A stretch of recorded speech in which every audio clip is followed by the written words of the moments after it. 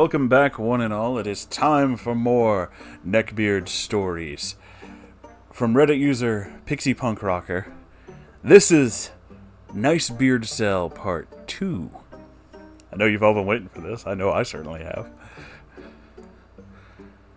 Now that I've given you an idea of the little things about NBC that, when spread out over a few months, weren't that weird, but became noticeable after seeing him almost daily, I'm going to get into the nitty-gritty of what really made me lose my patience.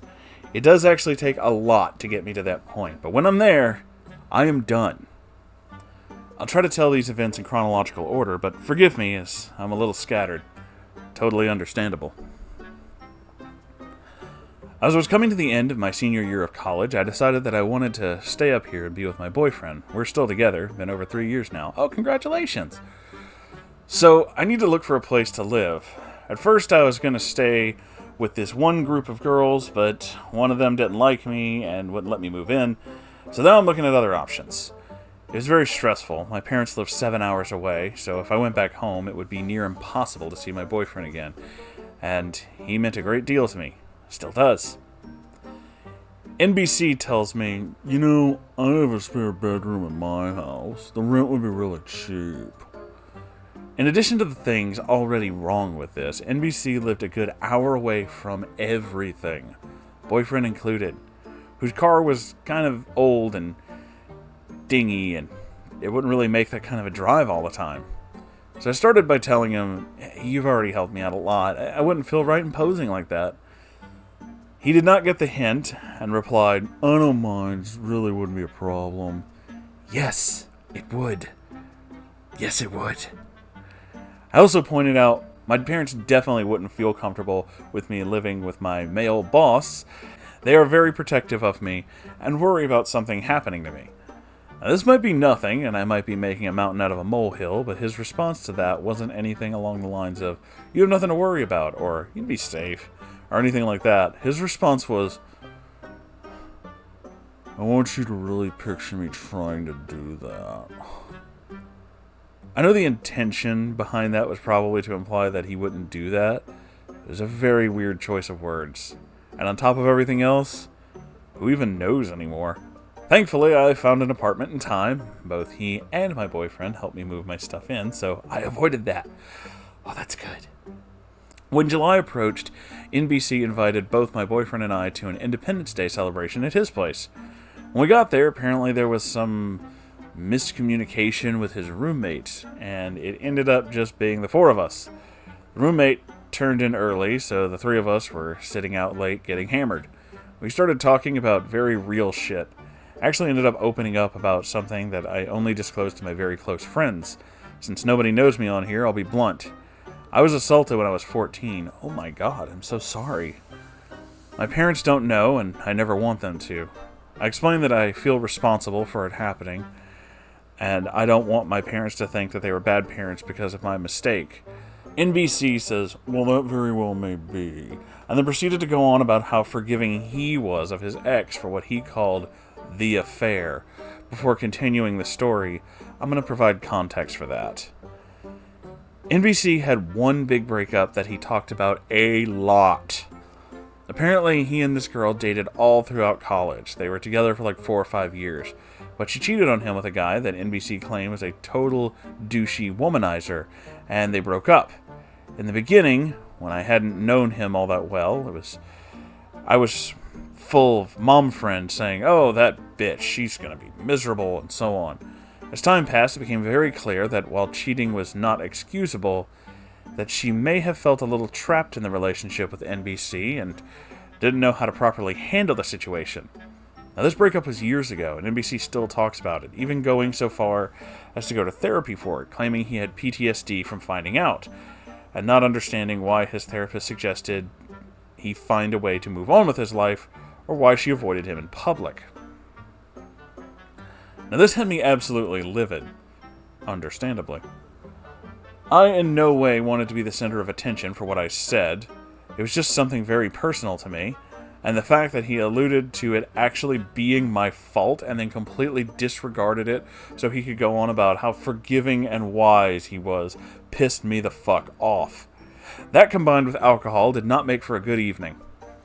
When my boyfriend and I left for the night, NBC started texting me, asking me if something was wrong, and I told him I don't want to talk about it.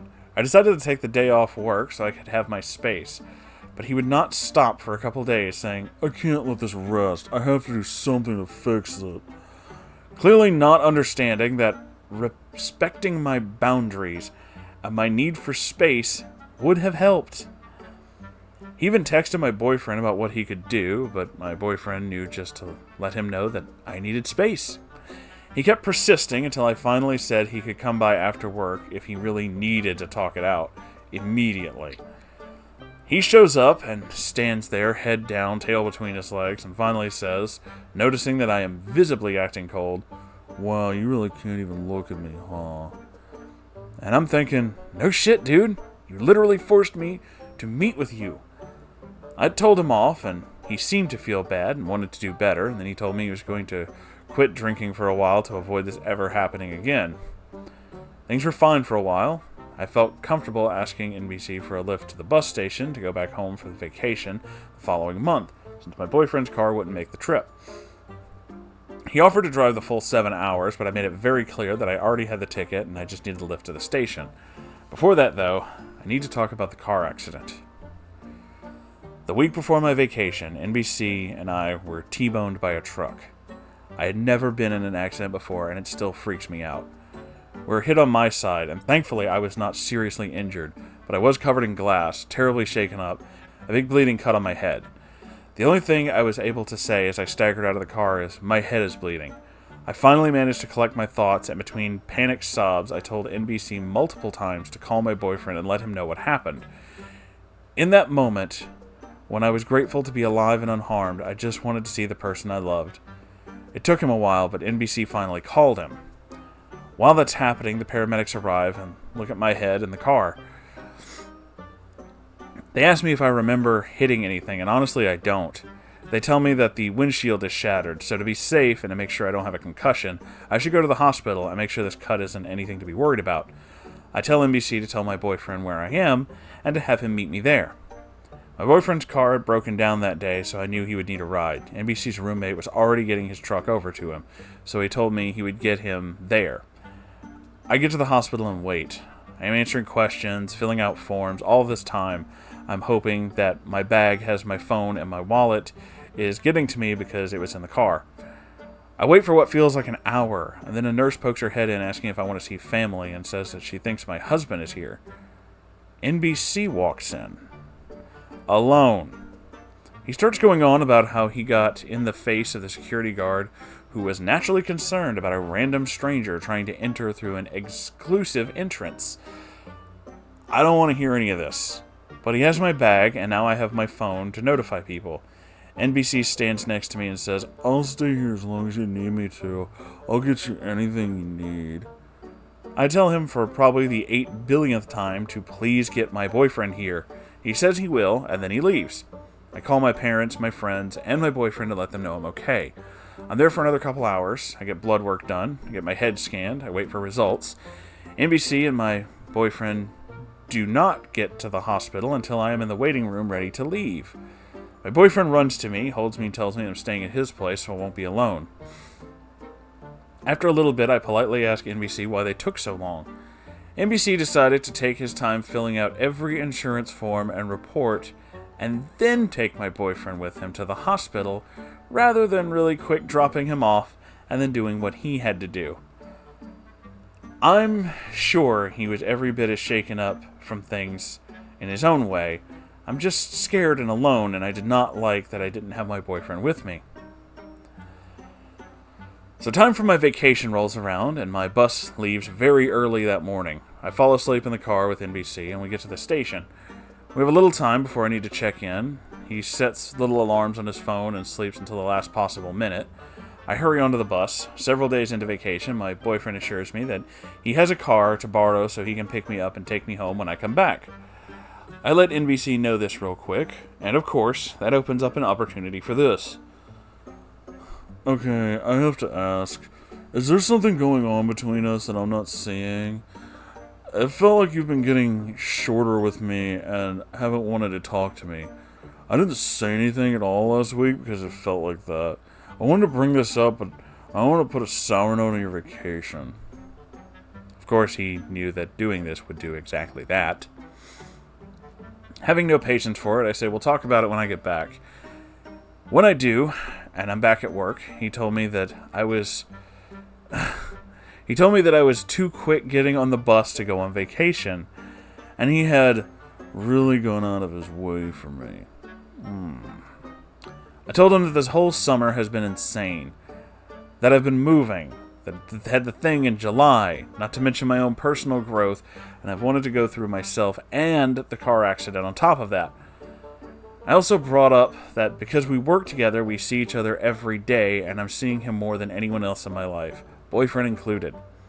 This guy saw me every day and seemed amazed when I just wanted to have nights off to myself or a date night alone with my boyfriend and maybe didn't want to additionally hang out outside of work.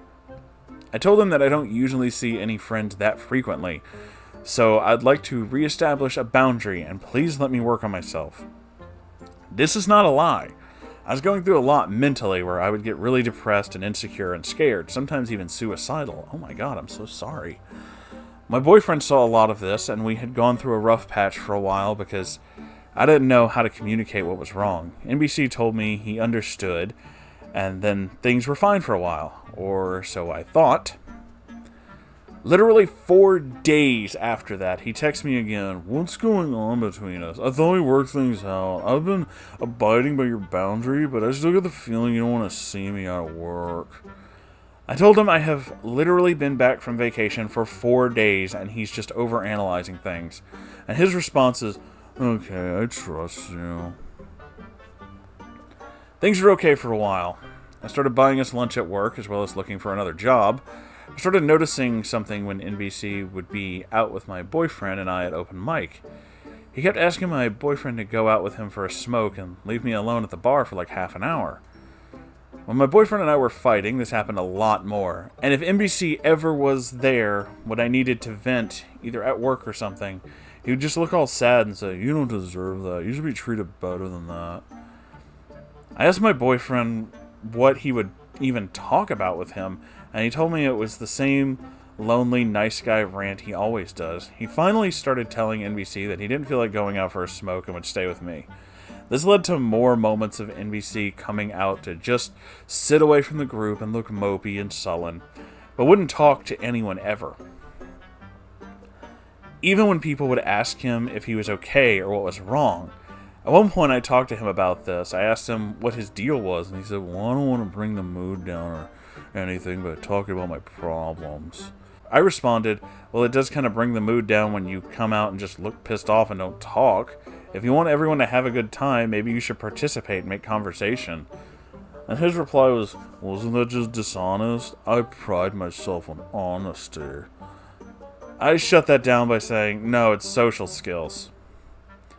While I worked with NBC, we would make deliveries to this place that was 3 hours away. One day he asked me if I wanted to go to an event that they had one day with him, as in drive 3 hours to this thing and then 3 hours back. I politely said it would depend on my schedule. That same day, he asked if I wanted to go to a concert with him. Thankfully, it was the same weekend my parents were coming to visit, so I declined. I told my boyfriend, who said, I don't like that. I really don't like that. I found another job that was taking me part-time, so I wasn't seeing NBC as much. One day I had a really bad depressive episode. I'm bawling, hyperventilating, feeling very, very alone. All this was on a day my boyfriend was going to grab a drink with NBC, purely for politeness and courtesy purposes, because he was really getting tired of this shit too, namely that NBC would try to give my boyfriend tips on how to treat me better. NBC saw me crying and offered to cancel the get-together, saying that he is my friend and he cares about me. I told him that it's not my place to do that, and I don't want to be responsible for that. My boyfriend ended up canceling the night himself to make sure I was okay. The next day I saw NBC when he gave me a lift home from the other job. The first thing he said is, I'm sorry you had to see that. I didn't mean to get in the way of your night. I'm so sorry you had to see that. I didn't mean to get in the way of your night. I didn't tell your boyfriend to cancel. He just decided to cancel himself. I appreciate you understanding. He waits until we are in front of my apartment, as I'm about to get out of the car to say, yeah, I'm not gonna lie, I was pretty pissed off. I don't get asked to hang out much, just being honest. That was it. I got out of the car. I asked my other job to give me full-time. I have not seen him since. Okay. Wow. So, I do have some follow-up questions. I'm gonna make this kind of short because this is a really long episode. But I do have some questions. He definitely seems to pull the nice guy guilt trip really heavily. I absolutely am aware of that. I've seen many guys do that. Nobody ever talks to me. That usual shit of like, I don't want to put any effort into anything, but I expect everybody to put effort into things from me. That is definitely some nice guy shit, and the neckbeardery, as we have always established on this channel, it is not necessarily the fedora you wear, but the fedora you exude. But I do have to ask about the incel part, because I didn't really notice a lot of that. Is there some stuff he was doing specifically that you didn't talk about? I mean, if you're not okay talking about it, that's totally fine.